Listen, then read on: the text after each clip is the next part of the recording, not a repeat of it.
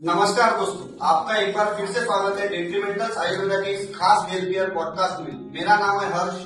मेरा नाम है अखिलेश। मेरा नाम है रजत और मैं Arya. Indutai Gaikwad Patil ayurvedic college hospital and research centre के हम सेकंड प्रॉफ के सभी स्टूडेंट्स हैं। तो आज हम जिस बारे में बात करने जा रहे हैं उसके बारे में जन जागृति फैलाना बहुत जरूरी है। मैं बात कर रहा हूँ OSMF यानी ओरल सबम्यूकस फाइब्रोसिस की। इसे आम भाषा में अक्सर हम माउथ फाइब्रोसिस भी कहते हैं। माउथ फाइब्रोसिस यानी क्या? माउथ फाइब्रोसिस यानी इसमें आपका मुंह धीरे धीरे खुलना कम हो जाता है। साथ ही में अगर आप कोई तेज पदार्थ या फिर मसालेदार पदार्थ खाए तो आपके मुंह में जलन होने लगती है, और अगर इसका इलाज ढंग से ना किया जाए तो इसका परिवर्तन कैंसर जैसे रोगों में भी हो सकता है। और इसी बारे में बात करने के लिए आज हमारे साथ है डॉक्टर आशीष काटे सर। MD आयुर्वेद के साथ आयुर ऑन्कोलॉजी एवं पैलिएटिव कंसल्टेंट के रूप में इंदुताई गायकवाड़ पाटिल आयुर्वेदिक महाविद्यालय अस्पताल एवं अनुसंधान केंद्र नागपुर में स्थित विशेष चिकित्सा विभाग निरामय आयुर्वेद सेंटर के ओपीडी एवं पैलिएटिव केंद्र में कार्यरत है।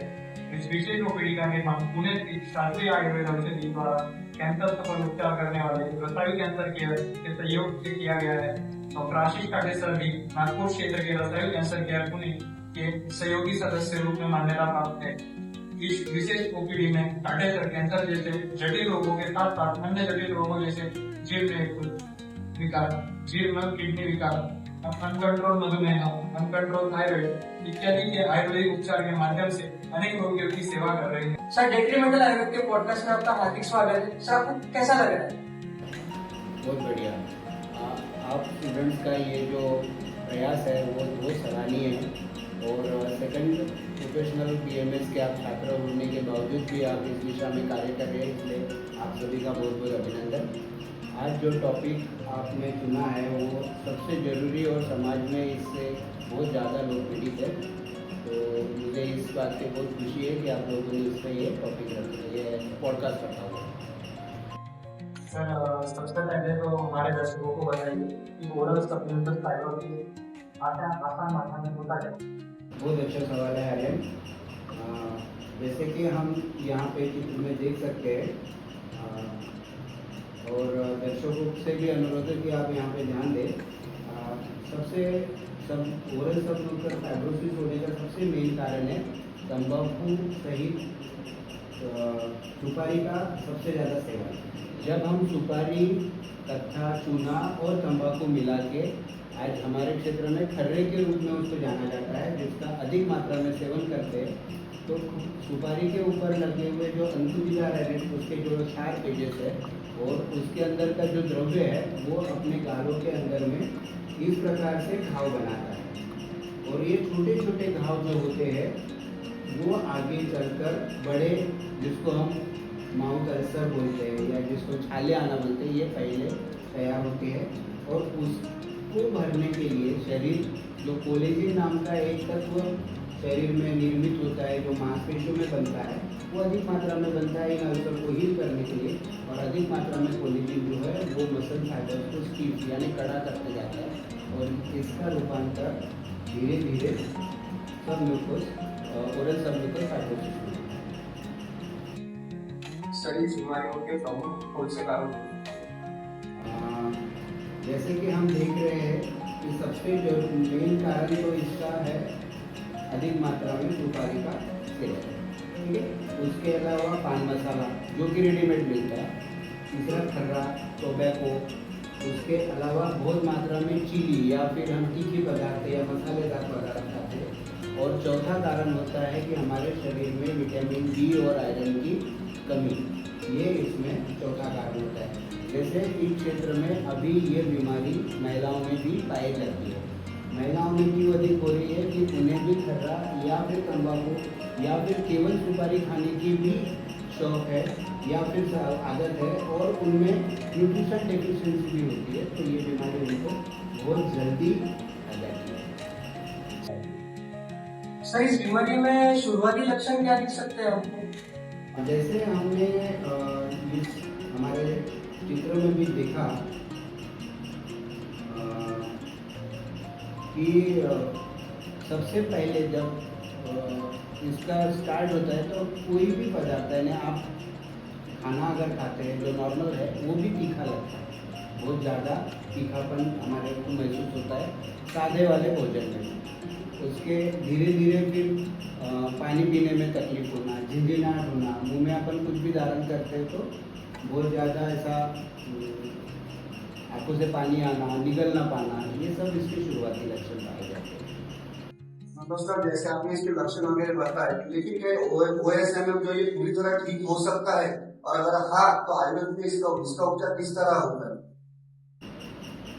ओरल सबम्यूकस फाइब्रोसिस में जैसे हमने देखा कि इसको किसी को हुआ है क्या, ये अगर किसी को जानना है, किसी भी दर्शक को, तो इस व्यक्ति के चित्र से हम समझ सकते हैं। इसकी शुरुआत में आप देखोगे कि उसके दोनों गाल जो है अंदर जा रहे हैं, यानी जैसे अगर हम उसको मुंह फुलाने लगाते हैं तो उसका मुंह नहीं फूल रहा है, यानी यहाँ पे गड्ढे पड़ रहे हैं।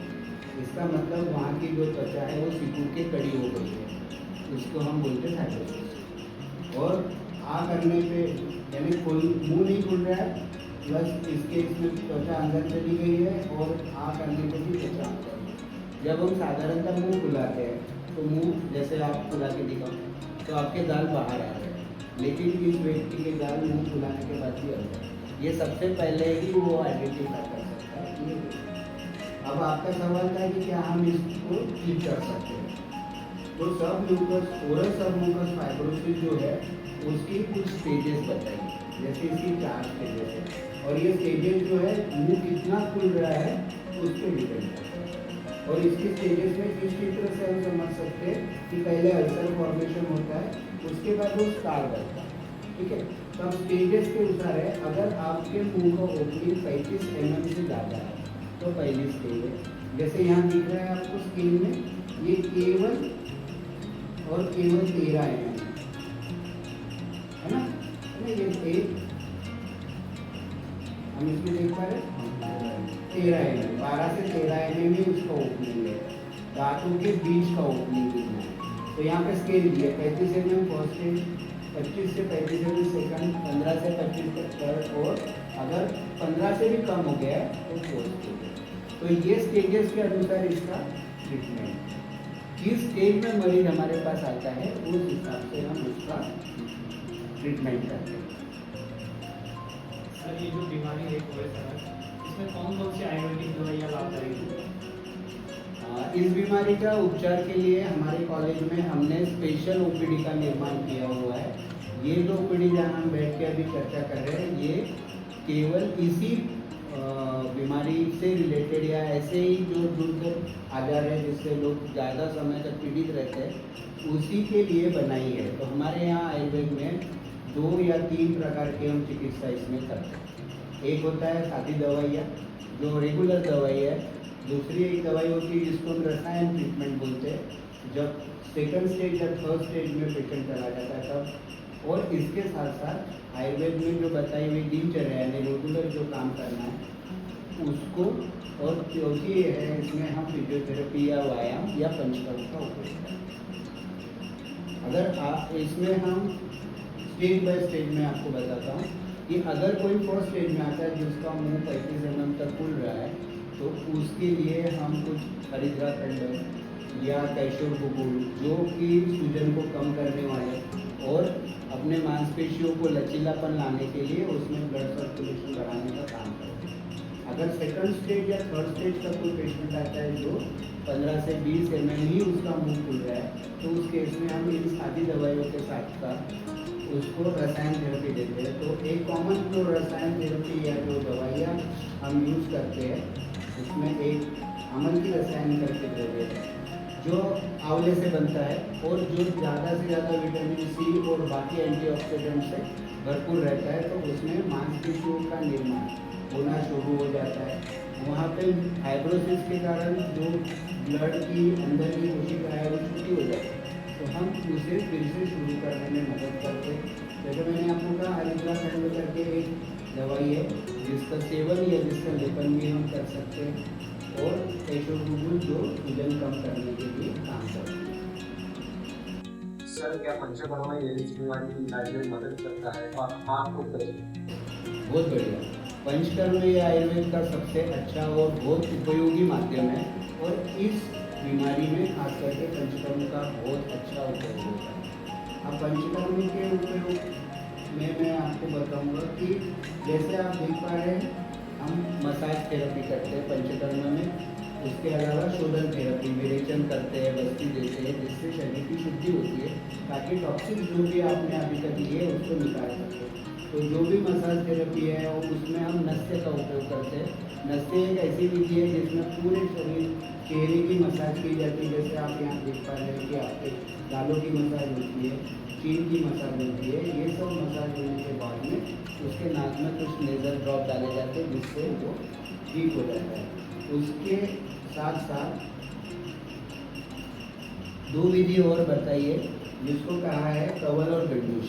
ठीक है, गंडूश यानी सादा जो ऑयल पुलिंग यानी गार्गलिंग करना, और कवल यानी मुंह में दवाई को होल्ड करना। जैसे यहाँ पे आपको दिख रहा है या ये, तो उसमें हम विशेष तौर पे जो ऑयल अवेलेबल होता है उस ऑयल को यूज करते।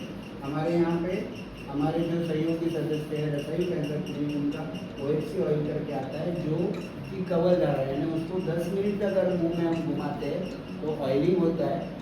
उसके कारण यहाँ की जो अंदर की मांसपेशी जो जल गई है, सिकुड़ गई है, वो फिर से रिवाइव होना शुरू होती है। बाहर से मसाज करना, अंदर से भी उसको ऑयल को करना, और जाते भी ग्रोथ या यष्टिमधु ग्रोथ ये ऐसे ग्रोथ है जिनके लगाने से ओरल में लगाने से वहाँ भी हमें एप्लीकेशन लोकल एप्लीकेशन करके भी हम इसे ठीक कर सकते हैं। अगर कोई इंसान ये बीमारी से पीड़ित है तो उसे क्या खान पान में या जीवन शैली में क्या बदलाव लाने चाहिए? सबसे पहले तो जिस कारण से या जिस वजह से, जैसे खर्रा खाने से या सुपारी खाने से या न्यूट्रिशन डिफिशियंसी से वो हो रहा है, उसे हमें दूर करना है। टोबैको का सेवन किसी भी रूप में वर्जित है। यानी ये ऐसा होगा कि आप एक तरफ बीमारी ठीक कर रहे हैं, दूसरी तरफ उसके कारण पे जा रहे हैं। कि स्टेज 1 का अगर कोई पेशेंट आता है या स्टेज 2 के पहले का आता है तो वो पूरी तरह से स्वस्थ हो सकता है 2 से 3 महीने की दवाई लेने के बाद।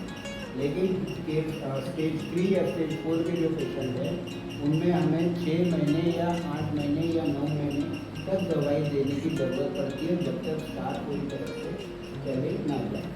तो इसमें सबसे पहले है कि आपको अपने खान पान में मिर्च मसाले को कम करना, खर्रा, तंबाकू, बीड़ी, सिगरेट का सेवन पूरी तरह से बंद करना, अल्कोहल का सेवन भी बंद करना है, और जो दवाई है उसका नियमित सेवन करना है, और हल्का सुपाच्य आहार लेना है।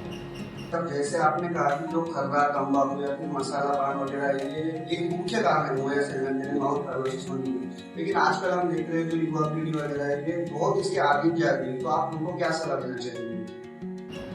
शरीर भगवान ने जो ये शरीर दिया है वो हमें फ्री में मिला है, हमारे माता पिता के कारण हमें प्राप्त हुआ है। लेकिन अगर ये 4th स्टेज में चला जाता है ओरल सबम्यूकस फाइब्रोसिस, तो इसे कैंसर का पूर्व रूप कहा गया है। यहाँ से आगे अगर ये ठीक नहीं हुआ तो कैंसर में परिवर्तित होने की संभावनाएं 100% है। जितने भी युवा है उनसे मेरी यही उनसे गुजारिश है कि आप कैंसर की तरफ मत जाइए।